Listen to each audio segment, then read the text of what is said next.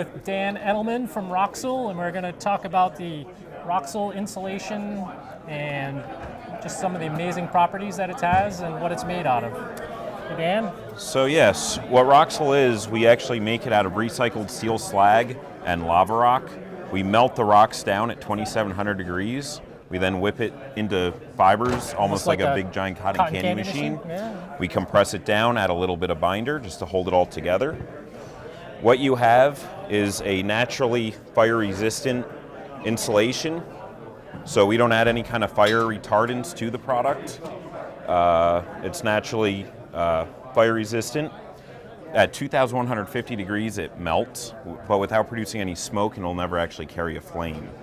So the great thing about having a flame-proof material like this is that, instead of having a polyiso or extruded polystyrene on the outside of your building, which is combustible and giving off poisonous gases, this material, if the house were to catch on fire, will not add to the fuel source. So that's huge for me. And it will give your family a lot longer to get out of the house safely. Great. And then you're showing it in water here. Yep. So we have fire and water. Why? Yeah, another reason to use Roxul is it's actually one of the few hydrophobic insulations on the market now. So hydrophobic meaning? Meaning it's going to shed water, it's not going to absorb any moisture. So you could actually take this piece, fully submerge it underwater for 30 minutes, pull it out, within 12 hours it's going to be 100% dry. Wow. So that's great if it's on the backside of siding or something like that and you have a wind-driven rain. Exactly. Even though it's getting saturated, once that rain event is done, it's going to dry within 12 hours. Exactly. What different thicknesses and products? There's a bat.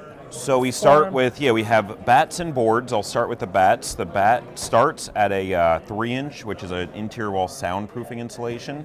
Then we have a 3.5-inch R15, so it's going to be slightly higher than your conventional fiberglass or even cellulose per inch. Okay. We also have a 5.5-inch R23, so compared to like R19 or R21. So that's for 2x4 wall, 2x6 wall. Correct. Okay. And then we have an R30, which will actually fit in a 2x8 cavity, so 7.25 inches for R30. And those all come as bats? Are they come in bats. Panels of some kind or rolls? Or they come in bats. I do have a bat actually right back here. And it comes as a rigid panel? Yep, it comes in 4 foot high, either 16 or 24 on center.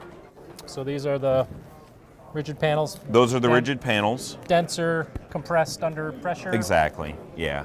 And those go on the exterior of a house, inside of a basement, or even below grade and sub-slab as well. Okay, and you have some kind of foundation system as well? Basically the same application as this, but just different fastening techniques because you're dealing with concrete versus a wood frame. Okay. And this starts at R5. It's R4 per inch, 0 off-gassing. It's also a vapor open product or vapor permeable, breathable material, so you don't trap any moisture inside of your wall assembly. So another good tip is when you get moisture into your wall and the vapor drive is going from the inside to the outside, if you have a product like Roxul on the exterior, being vapor open like that, it'll allow it to dry to the exterior. Whereas if you had, again, a 2-inch rigid board of foam here, that has 0 permeability, so it can only dry to the interior. And that's very challenging for our climate in the winter when the vapor drive is going in the opposite direction. Exactly. So one of the other big benefits for Roxul insulation, it's very easy to shape and mold around outlet boxes, around wires, plumbing. All you need is a serrated knife. Any bread knife will work.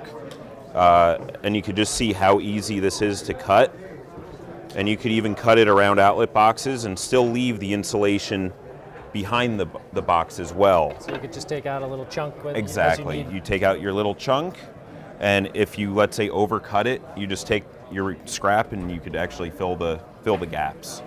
And I've seen with a lot of rigid foams that they tape the seams. Do you have to do that? You don't, because it's a vapor open product, so taping the seams isn't going to do anything. You do need a good quality WRB, so your air barrier, your moisture barrier, behind our product. Expansion and contraction of the product. There's virtually 0 expansion or contraction with our product versus a polyiso, which could expand 6 to 10 times greater than steel.